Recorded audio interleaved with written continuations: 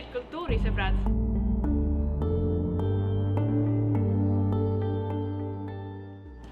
Aastal 2016 tõi Gustav Adolfi gümnaasiumi direktor Hendrik Kagur lavale Eesti esimese kummituslugude rokkooperi. Pea 300 aastat tagasi toimus selle sama kooli seinte vahel, aga samasugune revolutsiooniline esmaettekanne. Eesti esimene ooper. Seepärast rändabki tänane popp vanades koolikoridorides, uhketes saalides ja nägime juttu ka huvitavate inimestega.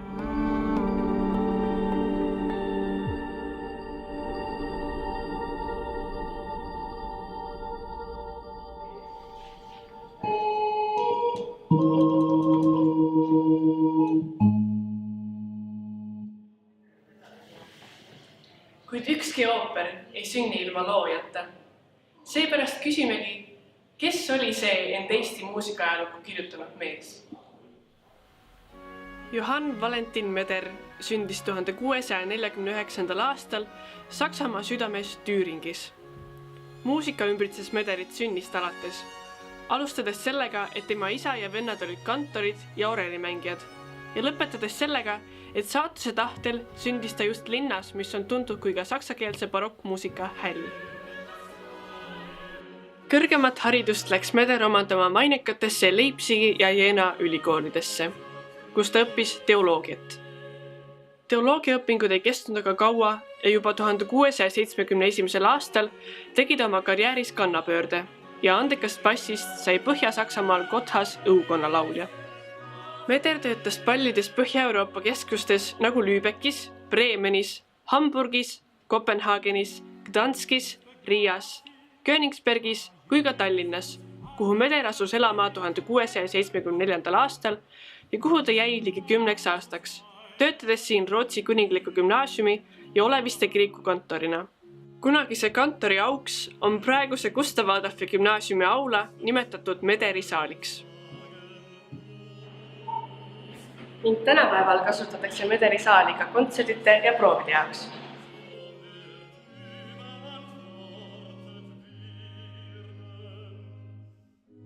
Ning täna on meil ka harukordne võimalus üht proovi ise näha.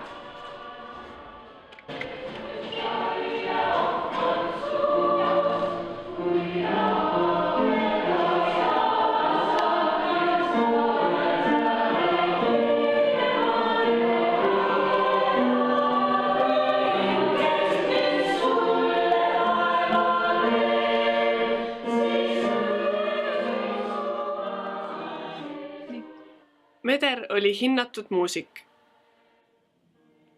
Oma eluperioodil Lübeckis käis ta tihedalt läbi teise suurkuju Dietrich Buxtehudega, kes pühendas talle ühe oma kantaadi. Lisaks on saksa muusikateoreetik Johann Mattheson Mederi kaasaegne kirjutanud, et kui poleks olnud Põhjasõda, siis oleks Meder võinud saada Stockholmi õukonnas kapellmeistrikoha. Peale selle, et Mederit teati kui imelist lauljat ja organisti, oli ta ka helilooja.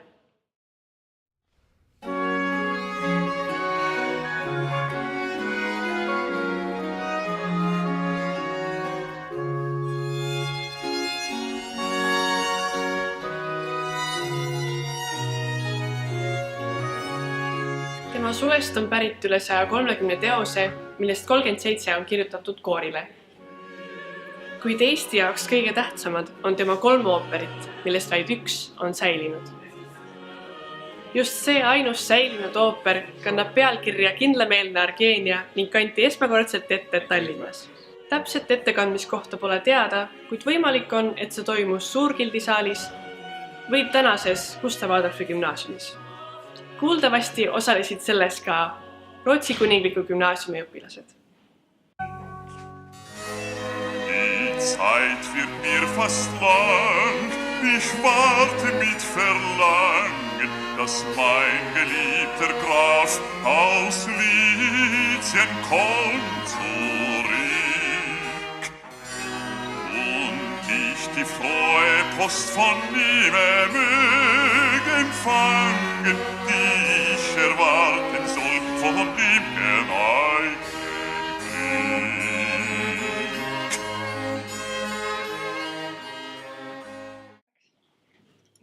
siis alustuseks küsin, et kas meeder või meder? Meeder, see on tegelikult, see tuleb saksa keele hääldusreeglitest, et see esimese rõhulise silbi vokaal on pikk. See ooper huvitas mind ja võib-olla ühte tervet sõpruskonda juba väga ammu.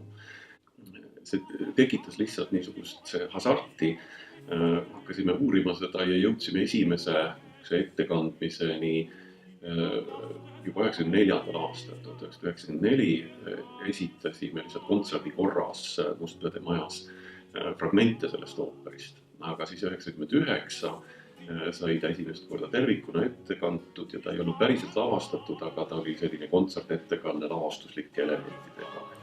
Ja siis 2011 Muusikaakadeemia tudengiprojektina siis teeme ta päris laval, et ma olen olnud jah siis nagu kahtepidi seotud sellega, ma olen nagu Meederi ja selle ooperi taustu uurinud siis nagu ajaloolasena, aga et siis olnud ka väga huvitav seda lavale tuua.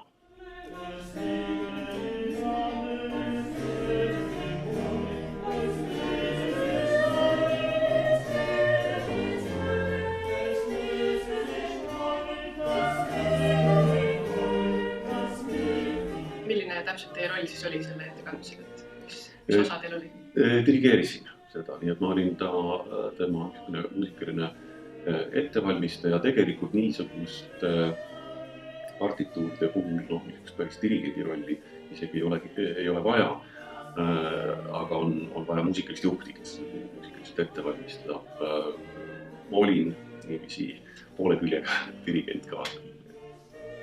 Te võite ka anda paari sõnaga kokkuvõtte sellest ooperist, millest te räägite? See on selles mõttes hästi põnev lugu, et seal on niisuguse väljamõeldud ajaloolise situatsiooni taha peidetud hästi aktuaalne poliitiline probleem. Et seal on kaks sõdivat riiki, Traakia ja Lüükia, ja selle kuningad, nad on sõjajalal ja siis selleks, et see tüli lahendada, et riikide vahel rahuleping sõlmida, sõlmitakse siis niisugune kuninglik abielu. Ja selle loo taga on tegelikult väga konkreetne situatsioon Rootsi ja Taani vahel.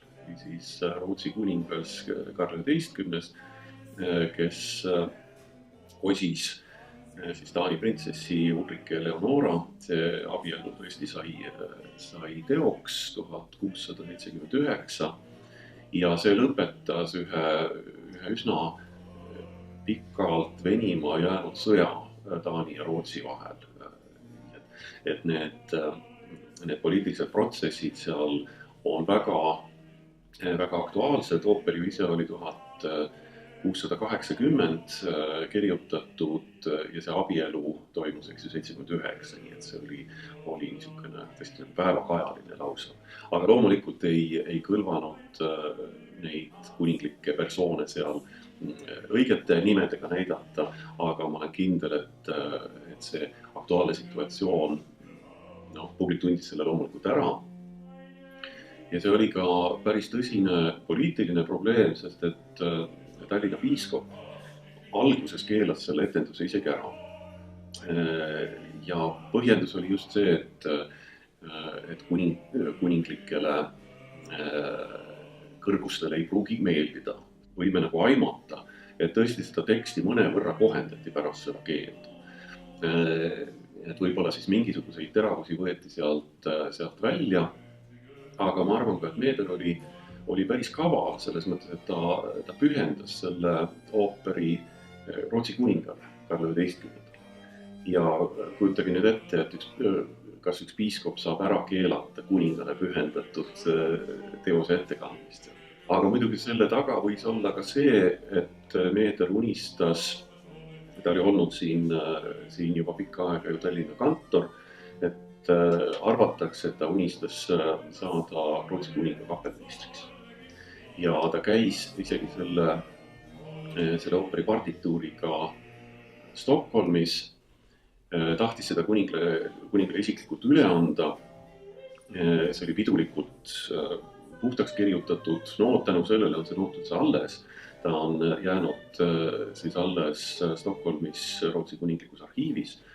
Aga öeldakse ka, et Karl XI ei olevat olnud üldse huvitatud teatrist, muusikast, eriti, et selles mõttes teda ei huvitanud ka see ooper ja võib-olla nüüd selle ooperi ettekandmine Stockholmis oleks jälle olnud poliitiliselt kuidagi võib-olla liiga tuudlik, sellepärast et naaberriik kuningas oli seal ju sees. Aga igal juhul Tallinnas ta ette kanti 1680. aasta lõpul, ilmselt novembris ja see on muidugi siin Põhjamaade ooperi ajaloos hästi oluline sündmus. See ei ole mitte ainult Eesti esimene ooper, vaid see on ka Rootsi riigi esimene ooper. Ja see on ka üldse saksakeelse kultuuripiirkonna üks esimesi oopereid. See ei ole päris esimene, kindlasti mitte, aga ütleme, arvestades oma suurust, arvestades seda, et ta on nagu täismõõduline, viievaaatuseline, selles mõttes on ta ikkagi üks esimesi suuri tähelepanuväärseid teoseid. Mida te arvate Meederist kui heliloojast ja milline on tema helikeel? Meeder on üsna ebatavalise saatusega. Me täna just nagu ei näe teda selliste suurte heliloojate hulgas. Aga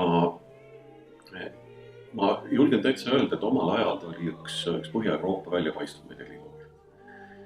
Meeder oli sees ühes kõige esimeses saksakeelses heliloojate leksikonis, mida ta esitleti seal, ütleme siis 20 aastat pärast surma, veel kui ühte kõige väljapaistuvat heliloojat kogu saksakeelses ruumis. Ta oli kindlasti kõige väärikam kandidaat Rootsi kuninga kapelli juhi kohale üldse terves selles Põhja-Euroopa regioonis, aga lihtsalt olud ei võimaldanud. Kui seda, mis on alles jäänud, seda hinnata, siis kindlasti ei ole see hinnang ka kuidagi üle pakutud. Tema teine võib-olla tõesti ajastu tähtsusega teos selle ooperi kõrval on Matteuse passioon, mille ta siis kirjutas sajandivahetusel Riias 1700 või 1701. Ja selle kohta ma julgen ka öelda, et see on, ütleme nii-öelda, enne Bachi on see üks kõige olulisemaid passiooni kompositsioon.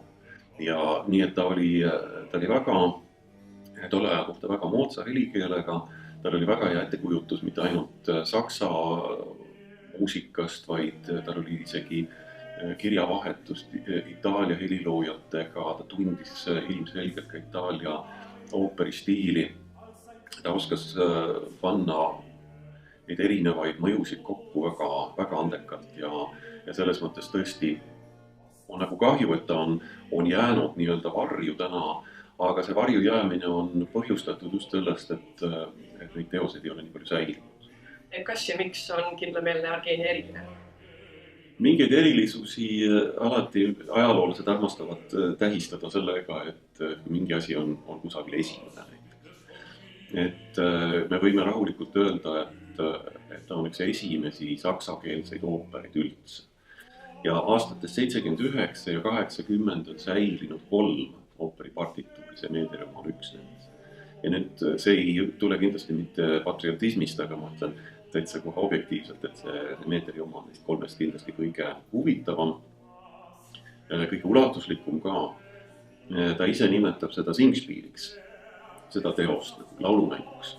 Aga mina olen seda alati nimetanud ooperiks, sellepärast, et mulle tundub, et Meeder tahtis lihtsalt kasutada saksakeelset nime tema žanri määratluseks, aga hiljem me saame sõnast Singspiel teistmoodi aru, et seal peaksid olema siis kõnedialoogid ja palju lihtsam muusika. Ta on ikkagi täiesti täismahus, täiskvaliteedis ooper. Seal on kasutatud ilmselt väga huvitavat lavatehnikat, näiteks partituuri on sisse kirjutatud lõpustseenis üks üle lava lendav laev, mida veavad 2 luike näiteks. Et me ei kujuta muidugi ette, kuidas see lavastus Tallinnas välja nägi ja võib-olla Meeder kirjutas natukene sinna sisse ka, mida ta unistas nagu Stockholmis näha. aga igal juhul see on väga suurejooneline joos ja võib ka öelda, et ta ühendab seal erinevate maade ooperi kogemusi natukene, ta on kindlasti olnud hästi kursis Itaalia moodsa ooperi stiiliga. Milline on ja oli Meederi roll maailma muusikas ja ka Eesti muusikas? Me oleme praegu hakanud hoopis teistmoodi aru saama näiteks Eesti muusikast. Siiamaani on räägitud Eesti muusikast ainult nagu sellest osast, mis on eestlaste tehtud, et see on olnud nagu rahvuslikult piiritletud. Ja siis meil on jäänud mulje, et Eesti muusika ajalugu on võrdlemisi lühike, et ta algab seal kusagil 19. sajandi keskpaiku, eks ju, koori liikumisega. Aga täna me mõtleme palju rohkem sellest Eesti muusikana, mis on Eesti maal toimunud. Eesti linnades oli muidugi see muusika ajalugu väga palju pikem. Ja selles mõttes me oleme Euroopa linnakultuuriga nii-öelda ühes taktis elanud. Ja kui me vaatame näiteks kas või Tallinna vanalinna ja võrdleme seda näiteks Lübecki omaga, siis need on väga sarnased. Et me ei pea kuidagi arvama, et näiteks Tallinna muusikaelu oleks pidanud millegi poolest olema vaesem ja me näeme, et mõnes aspektis tal jääbki rikkam kogu. Nii et ma isegi ei tahaks eraldada siin seda nii-öelda maailma ja Eesti aspekti, et see oli Euroopa kultuur siin ja Meederi ooper on kahtlemata tähtis kogu Põhja-Euroopa kontekstis ja loomulikult siis ka Eesti. Aitäh teile! Nagu näha, on Johann Valentin Meederi pärandi olulisus Eesti ja ka kogu Põhjamaade kultuuriloos palju tähtsam, kui me arvame. Nägemiseni, rohkelt kultuuri ja palju muusikat!